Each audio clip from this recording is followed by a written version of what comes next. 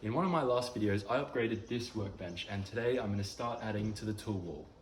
The first mount I'm going to make is an upgrade for my carving bits on my lathe.